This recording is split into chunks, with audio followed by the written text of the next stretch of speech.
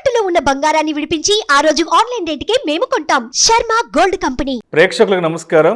ప్రముఖ qualified person finance professionals Rajeshwara Reddy గారు, చారి గారు ఇక నుంచి ప్రతి శనివారం, ప్రతి ఆదివారం ఇన్వెస్ట్మెంట్ అవేర్నెస్ వెబినార్ కండక్ట్ చేయబోతున్నారు.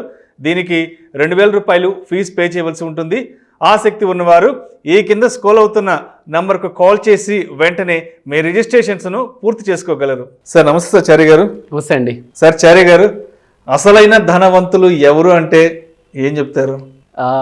చాలా ఇంపార్టెంట్ టాపిక్ అంటే ఇది. అసలైన ధనవంతులు అంటే సపోజ్ మీ దగ్గర వజ్రాలు, వైడూర్యాలు, బంగారం ఉందనుకోండి, మీరు సరే ధనవంతులు అనుకుందాం. కానీ మీరు కూర్చొని వజ్రాలు తింటారా? తినలేము. బంగారం తింటారా? తినలేం కదా. సో అసలైన ధనవంతులు అంటే ఏంటంటే, అసలు ఫస్ట్ ఆఫ్ ఆల్ ధనవంతులు, అసలైన ధనవంతులు అంటే అర్థం ఏంటంటే రిచ్ వర్సెస్ వెల్దీ. రిచ్ అంటే ఏంటి, వెల్దీ అంటే ఏంటి, ఏ డిఫరెన్స్ తెలుసుకోవాలి. Okay, so first of all మన దగ్గర ఉన్న వజ్రాన్ని డబ్బుకు కన్వర్ట్ చేయాలి. మరి డబ్బుని తింటామా? లేదు. ఆ డబ్బుని మన ఫుడ్ కన్వర్ట్ చేసుకోవాలి, రైట్? సో ఈ కన్వర్షన్ చేయగలిగితేనే అసలైన వెల్దీ మనం. ఓకే, సపోజ్ కొంతమందిని చూశానండి నేను, ఈవెన్ మా ఫ్రెండ్స్, రిలేటివ్స్ కూడా చాలామంది చూస్తాను. చూస్తేనేమో ఎకరాల ఎకరాల ల్యాండ్ ఉంటుంది, కానీ మంత్లీ ఇన్కమ్ ఉండదు వాళ్ళకి. ఓకే, అంటే వాళ్ళకి 7 ఎకరాలు అంటే చూడ్డానికి ఆ ఆస్తి చూస్తే కనుక 5 కోట్లు, 6 కోట్లు, 7 కోట్లు, 10 కోట్లు ఉంటుంది. కానీ చూడ్డానికి వాళ్ళకి క్యాష్ ఫ్లో ఉండదు.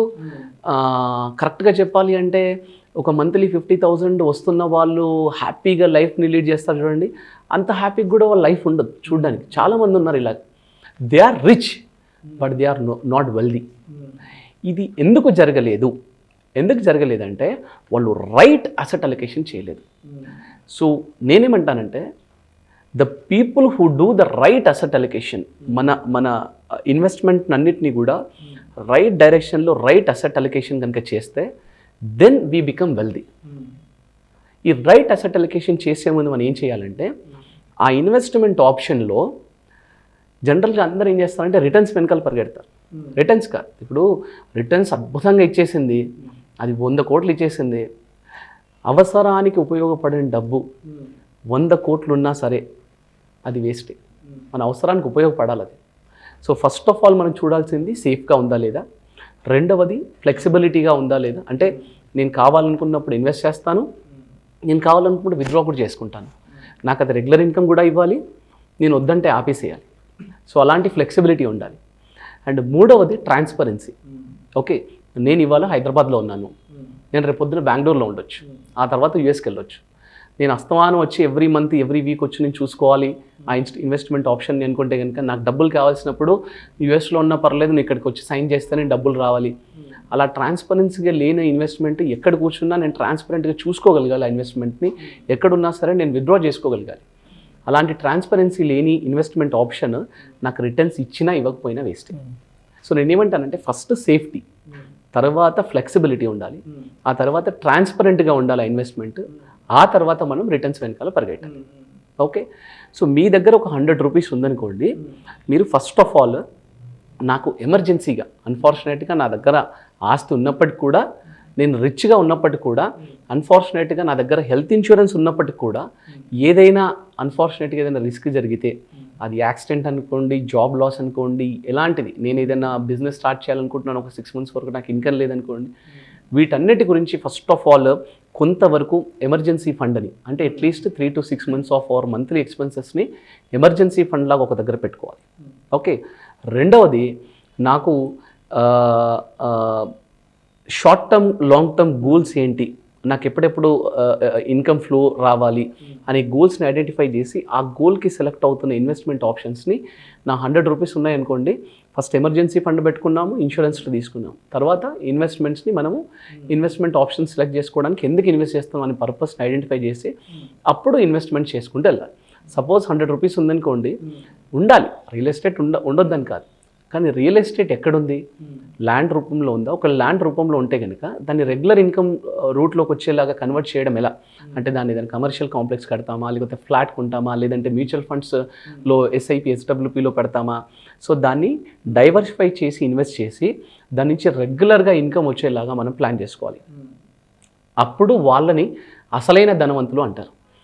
ఎందుకంటే ఇప్పుడు మీ దగ్గర ఒక hundreds of thousands of crores ఉన్నాయనుకోండి, మీ దగ్గర 10 కోట్లు ఉన్నాయి, 20 కోట్లు ఉన్నాయి. రేపు పొద్దున మీకు రిస్క్ జరిగినప్పుడు మీ పిల్లలు కూడా దాన్ని మేనేజ్ చేయలేని పొజిషన్లో ఉన్నారనుకోండి, మిమ్మల్ని నిజమైన ధనవంతులు అంటారు. ఓకే, ధనం కోల్పోయిన ధనవంతులు అంటారు యాక్చువల్గా. ఓకే, అవసరానికి ఆదుకోవాలి ఆ ప్రాపర్టీ అనేది మనకి ఏదో విధంగా. కరెక్ట్. అసలైన ధనం ఏంటంటే మనం దాన్ని రైట్ డైరెక్షన్లో పెట్టి, ఇవన్నీ ఎందుకు చేస్తున్నాం? ఇప్పుడు మీరు జాబ్ చేస్తున్నారు, రేపు పొద్దున కూర్చొని మీరు మీ ఇన్వెస్ట్మెంట్ ప్లానింగ్ అంతా చేసుకుంటారు, మీ వస్తున్న పగలు రాత్రి కష్టపడి ట్యాక్సులు కట్టేసి మీరు ఇన్వెస్ట్మెంట్స్ అన్నీ చేస్తున్నారు. దేనికి? ఇదంతా దేని గురించి చేస్తున్నారు? ఎవరి గురించి చేస్తున్నారు? మీరు ఫ్యామిలీ కోసం, పిల్లల కోసం చేస్తున్నారు కదా. మరి మనం చేసే ఇన్వెస్ట్మెంట్స్, మన దగ్గర ఉన్న అసెట్స్, ఇవన్నీ పిల్లలకి ఇప్పుడు లయబిలిటీ అయితే కనుక వెతుక్కుంటూ వస్తారండి. మాకు లోన్ కట్టాలి, నా డబ్బులు ఇవ్వలేదు, మీ నాన్నగారు రిస్క్ జరిగింది, మీరు కట్టాలి అని చెప్పి పిల్లల దగ్గరికి వస్తారు, మనకున్న ఆస్తులు తీసుకుంటారు. కానీ మన అసెట్స్ మన అసెట్స్ ఉన్నాయనుకోండి, ఇదిగోండి ఇది మీ నాన్నగారు ఆస్తి అని చెప్పి వచ్చి ఇచ్చేవాళ్ళు చాలా తక్కువ, ఎవరెవరు పొరపాటును. రైట్. అందుకని ఎవరైతే మన ఇన్వెస్ట్మెంట్స్ మన ఫ్యామిలీ గురించి చేస్తున్నామో, ఆ ఫ్యామిలీ గురించి చేసిన ఇన్వెస్ట్మెంట్స్ ఫ్యామిలీకి దక్కేలాగా కరెక్ట్గా ప్లాన్ చేస్తారో వాళ్ళే అసలైన ధనవంతులు అండి. They are the wealthy people. So this is the difference between rich and wealthy. మనం వెల్దీ పీపుల్ అవ్వాలి. అసలైన ధనవంతులు ఎవరు అనేదానికి సరైన నిర్వచనం తెలియజేశారు. Thank you so much. Thanks అండి. నమస్తే. ప్రేక్షకులకు విజ్ఞప్తి, ఈ వీడియోలో ప్రస్తావించబడిన అంశాలు కేవలం ప్రేక్షకులకు అవగాహన కొరకు, ఇన్ఫర్మేషన్ కొరకు, ఎడ్యుకేషన్ పర్పస్ కొరకు మాత్రమే వీటి గురించి ప్రస్తావించడం అనేది. ఇది మా రికమెండేషన్ అయితే కాదు. పెట్టుబడులు పెట్టే ముందు మీ ఫినాన్స్ ప్రొఫెషనల్ని సంప్రదించి మాత్రమే తుది నిర్ణయం తీసుకోగలరని మా మనవి.